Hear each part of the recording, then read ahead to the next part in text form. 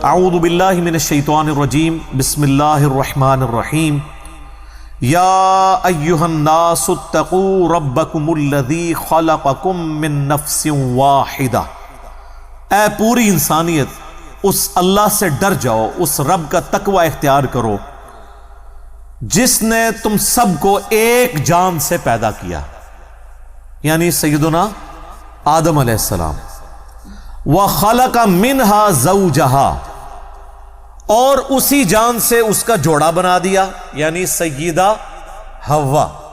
اس context میں بخاری اور مسلم میں متفقن علیہ حدیث ہے، دونوں کتابوں میں، کہ نبی صلی اللہ علیہ وآلہ وسلم نے فرمایا کہ عورت جو ہے وہ آدم کی ٹیڑھی پسلی سے پیدا ہوئی ہے، یعنی سیدہ حوا پیدا ہوئی حضرت آدم علیہ السلام کی پسلی سے، اور وہ جوڑا بن گیا ان کا، اور پھر اس جوڑے سے کیا ہوا؟ وَبَثَّ مِنْهُمَا رِجَالًا كَثِيرًا وَنِسَاءً، اور پھر ہم نے مرد و عورت کے اس جوڑے سے کثیر تعداد میں مرد اور عورتیں اس زمین کے اوپر پھیلا دیے۔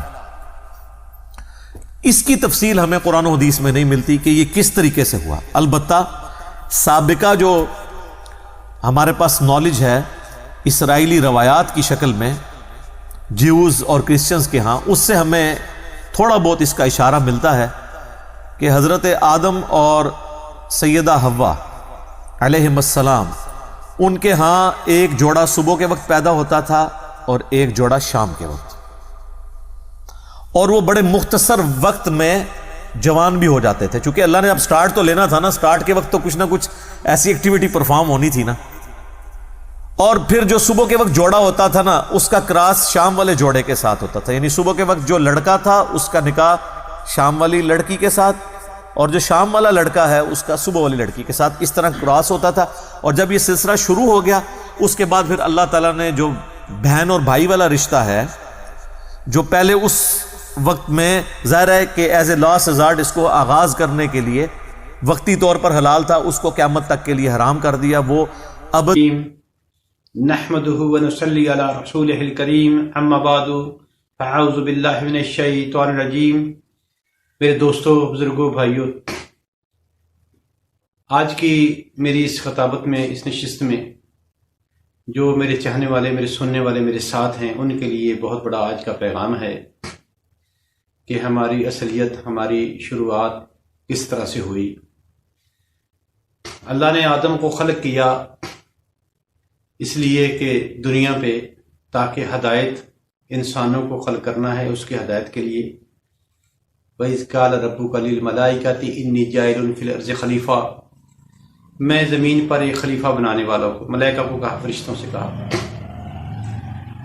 پھر جب بن گیا، تیار ہو گیا، تو میں یہ جواب دے رہا ہوں، میرے دوست، میرے بھائی، میرے محترم علامہ محمد علی نذیر صاحب ہیں، سنت الجماعت کے بہت بڑے عالم ہیں، وہ اپنے آپ کو بہت بڑا دعویٰ کرتے ہیں۔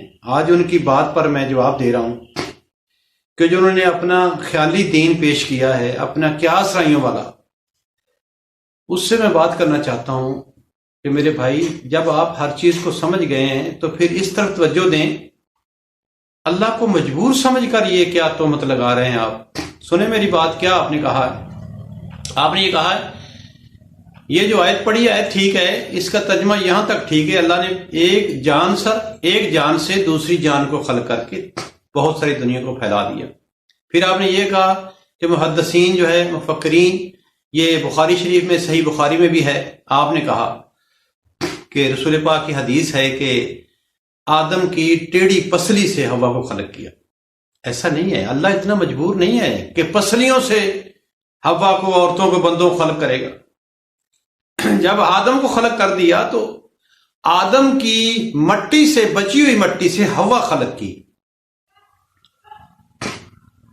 جب حوا خلق کر دی تو آدم نے حوا کو مانگا کہ اللہ یہ مجھ جیسی مخلوق ہے۔ آدم خوش ہو گیا۔ اللہ آدم کے ارادے کو بھی جانتا تھا، اور اللہ چاہتا یہ تھا، دنیا کو پھیلانا تھا۔ اللہ اتنا مجبور کیوں ہوگا کہ پسلی سے آدم کی، یعنی آدم کو بنایا مٹی سے اور اس کی بیوی کو اس کی پسلی سے؟ کیوں بھائی، ایسا کیوں؟ آپ نے کہاں سے بات یہ سنی ہے کون سی حدیث ہے یار، اس کو سامنے لاؤ، یہ کون سا فرمان مصطفیٰ ہے ذرا سامنے لاؤ، یہ آیت جو پسلی والی آیت ہے یہ کہاں سے ہے؟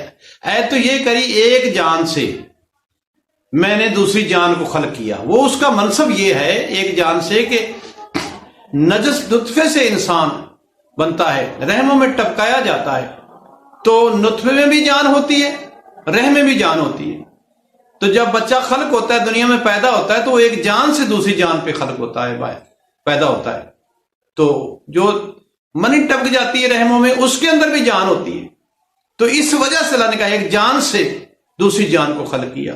یہ تو ہمارے لیے کہا اب تک، اس وقت یہ جو آدم سے خلق کیا، وہ جس مٹی سے آدم بنا تھا اسی بچی ہوئی مٹی کو مزید گوندا اور وہ ملائم ہو گئی، اس لیے اس سے حوا خلق کی اور حوا آدم کو دے دی۔ درود پاک پڑھنے پہ آپ کا عقد ہوا، مل گئی۔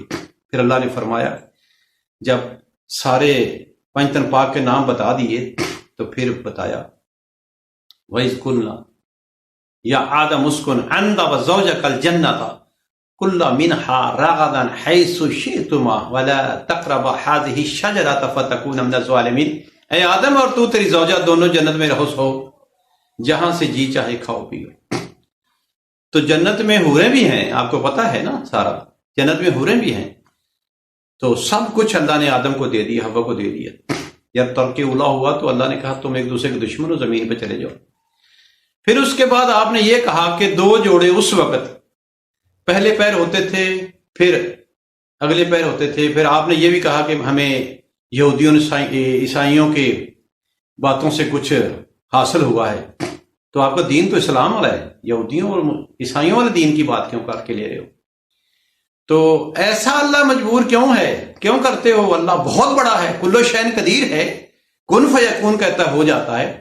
مگر ایک دین بنانا ہے، اسلام بنانا ہے، اسلام پر آدم بنایا ہے۔ سب سے پہلے دین ان دینا عند اللہ الاسلام، سب سے بہترین دین اسلام ہے، اس پہ خلق کیا۔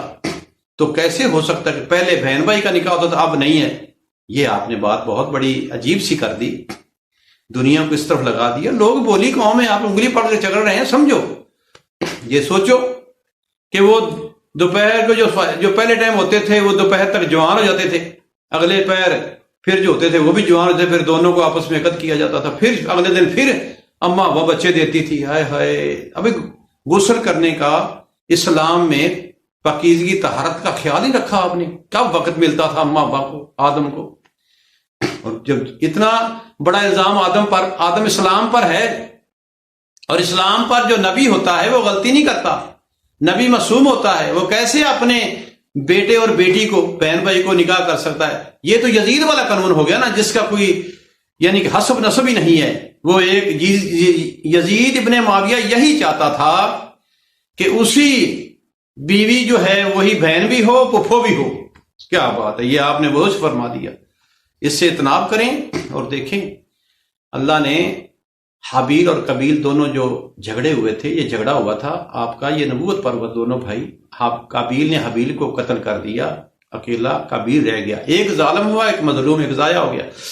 پھر اللہ نے دو بیٹے خلق کیے، جافس اور شیس آدم میں سے، اور جافس اور شیس جو دو بھائی تھے ان میں سے جافس کے ہاں 12 بیٹے اور شیس کے ہاں 12 بیٹیاں پیدا ہوئیں۔ یہ دونوں کا سب سے پہلا رشتہ کزن کا ہوا، یہ رشتے ہوئے، 9 بیٹے 9 بیٹیوں سے بیاہے گئے۔ پھر ان کی جو بیویاں تھیں یہ جنت سے حوریں منگائی گئی، اللہ نے حوریں بھیجی۔ ایک بھائی کی بیوی کا نام تھا انزلہ، دوسری کا نام تھا منزلہ، یہ دونوں آپس میں جٹھانی اور درانی بھی تھیں، اور دونوں حوریں اللہ نے آدم سے کہا ان سے اپنے بیٹوں کا قتل کر دے۔ جافس اور شیس کی بیویاں انزلہ اور منزلہ تھیں، اور جو قابیل تھا اس کی بیوی جنی سے عورت بنا کر اس کو دی، کیونکہ وہ ظالم تھا۔ اس لیے اب جو حوروں میں سے اوصیاء اولیاء یہ خلق کیے گئے، اور جو جنی والی وہ آپ جیسے اور ہم جیسے خلق کیے۔ تو دوستو، اگلی بات اس کے بعد اگلے نشست میں کروں گا، اور ان چیزوں سے اجتناب کریں اور ان چیزوں کو سمجھیں۔ اور محمد علی انجینئر صاحب کو خاص کر میرا پیغام ہے کہ ذرا پھر دوبارہ اس کو بیان کریں، کہاں سے کون سی حدیث آپ نے پڑھی۔ وآخر دعوانا الحمدللہ رب العالمین۔